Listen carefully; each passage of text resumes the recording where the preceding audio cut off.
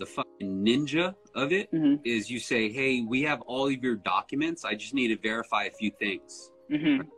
Yeah. Has any changes occurred with occupancy, employment, and have you been current and avoided any forbearance plans on the loan?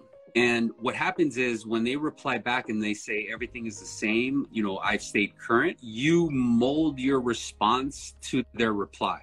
So if they said that like, hey, you know, I've been current, everything's the same, say, okay, awesome, because that's what you need to qualify for this campaign, right? So now I'm dangling the carrot. But if they said like, no, you know what, I went to forbearance, I got a partial claim on my loan or whatever, right? Yeah. Okay, perfect, because that's what you need to get in this campaign. Yeah, so you're not wasting your time. Yeah, technically, yeah.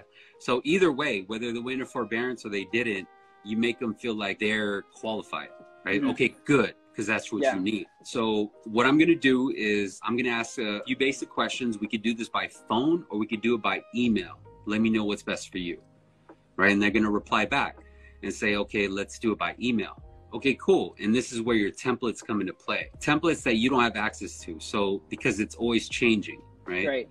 So templates like, are you still with Kohl's? And what you're doing is you're looking at their past file. So if they were employed with Suzuki, you'd be like, okay, are you still with Suzuki? Are you still, you know, this and that or whatever? And you're verifying things. But the reason why that's effective is because you're naming things that validating you. So you're like, okay, this dude knows where I'm at. He knows what's up. And essentially what that does is it gives you credibility, it gives you authority, and it gives you rapport without even asking for it, because you're naming things that they're familiar with. If I fucking emailed you and I'm like, hey, so just to confirm, you're still with Mr. Cooper, you left NAF beginning of 2020, and you're doing refi leads. You'd be like, oh shit, this motherfucker knows me.